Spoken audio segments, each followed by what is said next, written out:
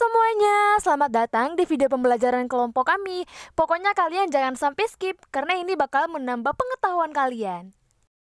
Jadi, pada pembahasan kali ini, kita bakalan membahas mengenai definisi pengangguran dan inflasi, apa saja jenis-jenis pengangguran, dan yang terakhir kita akan belajar bagaimana kekakuan upah.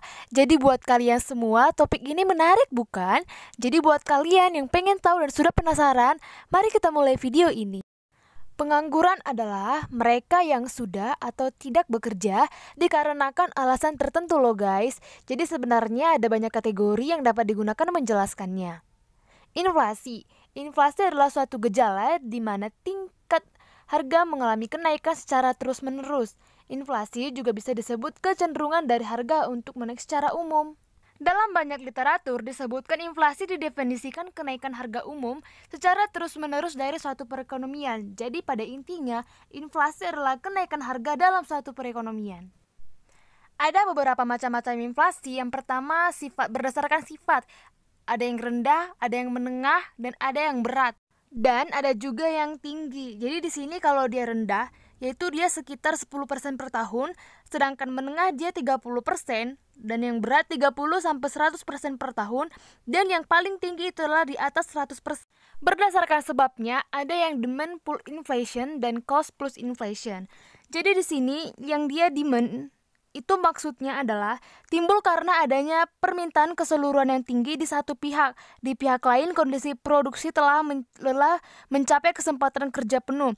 Akibatnya adalah sesuai dengan hukum permintaan, apabila permintaan banyak sementara penawaran tetap, maka harga akan naik. Lalu ada yang cost plus inflation, disebabkan oleh naik turunnya produksi karena naiknya biaya produksi. Artinya naiknya biaya produksi dapat terjadi karena tidak efisiennya perusahaan, nilai kurs mata uang negara yang bersangkutan jatuh atau menurun, kenaikan harga bahan baku industri, adanya tuntutan kenaikan upah dari serikat buruh yang kuat dan lain sebagainya. Nah, di sini ada yang berdasarkan asalnya. Jadi ini ada yang dalam negeri dan luar negeri. Kalau misalnya di dalam negeri, timbul karena terjadinya defisit dalam pembiayaan dan belanja negara yang terlihat pada anggaran belanja negara. Selain itu, harga-harga naik dikarenakan misalnya ada yang gagal panen, ada yang bencana alam yang berkepanjangan dan lain sebagainya.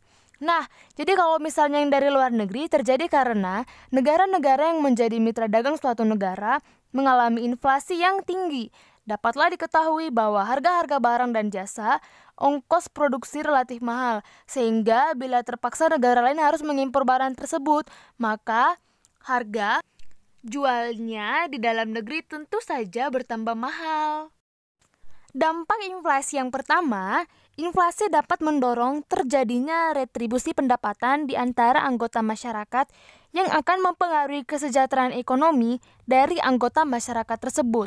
Yang kedua, inflasi dapat menyebabkan penurunan dalam, yaitu defisiensi ekonomi. Hal ini dapat terjadi karena inflasi dapat mengalihkan sumber daya dari investasi yang produktif ke investasi yang tidak produktif sehingga mengurangi kapasitas ekonomi produktif. Lalu yang ketiga, inflasi juga dapat menyebabkan perubahan-perubahan di dalam output dan kesempatan kerja dengan cara yang lebih langsung, yaitu dengan memotivasi perusahaan untuk memproduksi lebih atau kurang dari yang telah dilakukan, dan juga memotivasi orang untuk bekerja lebih atau kurang dari yang telah dilakukan selama ini. Setelah kita selesai membahas yang namanya inflasi, di sini tentunya kita akan berbagi bagaimana sih Kak cara menghitung atau bagaimana rumus menghitung yang namanya pengangguran. Nah, jadi di sini Kakak bakalan bagi nih bagaimana rumus untuk mengukur tingkat pengangguran. Jadi simpel aja. Jadi di sini kita harus mengetahui jumlah yang tidak bekerja per angkatan kerja dikali 100. Nah, jadi itu untuk mengukur yang namanya tingkat pengangguran. Lalu ada juga yang disebut dengan bagaimana kita cara menghitung tingkat partisipasi angkatan kerja. Caranya, angkatan kerja dibagi populasi lalu dikalikan dengan 100%. Kak, tunggu dulu. Jadi gimana cara kita menghitung angkatan kerja? Jadi cara menghitung angkatan kerja adalah jumlah yang bekerja plus jumlah yang tidak bekerja. Jadi simple banget bukan teman-teman? Jadi mari kita perhatikan bagian ini. Ini kan ada ini jenis-jenis pengangguran dibagi menjadi 3 bagian utama. Yang pertama ada berdasarkan jam kerja, ada berdasarkan penyebab terjadinya, dan yang terakhir ada berdasarkan caranya. Nah, berdasarkan jam kerja terbagi menjadi 2. Ada yang dia sukarela dan ada yang terpaksa. Nah, sukarela maksudnya mereka yang bekerja di bawah jam kerja normal tetapi tidak mencari pekerjaan atau tidak bersedia menerima pekerjaan lain. Jadi kalau dia terpaksa, yaitu mereka yang bekerja di bawah jam kerja normal dan masih mencari pekerjaan atau masih bersedia menerima pekerjaan lain. Lalu kita lanjut berdasarkan penyebabnya, dia terbagi menjadi 3. Ada 4. Ada yang pengangguran friksional, ada yang pengangguran siklikal, ada yang pengangguran struktural, dan ada pengangguran teknologi. Pengangguran normal atau friksional adalah apabila dalam suatu perekonomian terdapat pengangguran sebanyak 2 atau 3% dari jumlah tenaga pekerja.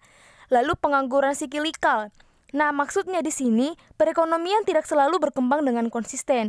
Ada kalanya permintaan agregat lebih tinggi dan mendorong pengusaha menaikkan produksi. Akibatnya lebih banyak pekerja baru digunakan dan pengangguran berkurang. Dan akibatnya pengangguran akan bertambah. Kejadian ini terjadi dalam siklus konjungtur suatu negara yang mengalami masa resesi dan masa depresi perekonomian.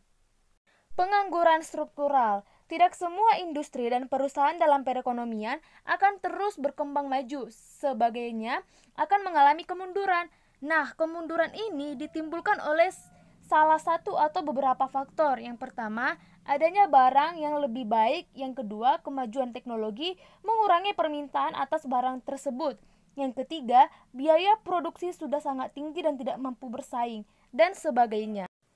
Pengangguran teknologi. Pengangguran ini adalah pengangguran yang dapat juga disebabkan oleh adanya penggantian tenaga kerja oleh mesin-mesin dan bahan kimia. Misalnya karena kan sekarang ada yang namanya teknologi. Jadi mereka sekarang semua dengan alat yang mesin gitu. Jadi mesin ini menggantikan tenaga kerja. Jadi menimbulkan yang namanya pengangguran yang diakibatkan oleh teknologi tersebut. Pengangguran berdasarkan cirinya itu terbagi menjadi beberapa bagian, yaitu 4. Pengangguran terbuka. Nah, pengangguran ini terjadi karena pertambahan lapangan pekerjaan yang lebih rendah daripada pertambahan tenaga kerja. Lalu pengangguran tersembunyi, misalnya ini terjadi di negara berkembang, jumlah pekerja dalam suatu kegiatan ekonomi lebih banyak daripada yang sebenarnya diperlukan untuk melaksanakan pekerjaan. Contohnya pelayan restoran yang lebih banyak dari yang diperlukan, dan keluarga petani dengan anggota keluarga yang besar yang mengerjakan luas tanah yang sangat kecil. Nah, seperti itulah contoh dia yang pengangguran tersembunyi. Selanjutnya ada yang namanya pengangguran bermusim. Biasanya ini terjadi bagi para petani. Nah, biasanya kan panen itu nggak setiap hari. Jadi kalau misalnya panen mereka bekerja, dan kalau misalnya tidak terjadi panen mereka mungkin akan tidak bekerja atau yang namanya nganggur gitu. Jadi kan misalnya panen bisa terjadi satu kali dalam setengah tahun. Jadi kalau misalnya panen mereka tidak terlalu produktif dalam bekerja. Lalu ada yang namanya setengah menganggur. Di negara-negara berkembang atau migrasi dari desa ke kota adalah sangat pesat gitu kan. Jadi akibatnya tidak semua orang yang pindah ke kota dapat memperoleh pekerjaan dengan mudah. Sebagiannya terpaksa menjadi penganggur. Tetapi tidak pula bekerja sepenuh waktu, dan jam kerja mereka adalah jauh lebih rendah dari yang normal. Mari kita perhatikan grafik di gambar ini. Gambar menunjukkan kekakuan upah menyebabkan pengangguran. Ketika upah real berada di atas tingkat yang menyeimbangkan penawaran dan permintaan, jumlah tenaga kerja yang ditawarkan melebihi jumlah yang diminta. Perusahaan harus menjatah pekerja yang langka di antara para pekerja. Kekakuan upah real mengurangi tingkat perolehan kerja dan mempertinggi tingkat pengangguran. Jadi, kita perlu mengetahui bahwa pengangguran yang disebabkan oleh kekakuan upah dan ini disebut dengan pengangguran struktural. Jadi, penyebab terjadinya kekakuan upah ini adalah Undang-Undang Upah Minimum, kekuatan monopoli serikat pekerja, dan efisiensi upah. Penyebab terjadinya kekakuan upah ini adalah Undang-Undang Upah Minimum, kekuatan monopoli serikat pekerja, dan efisiensi upah.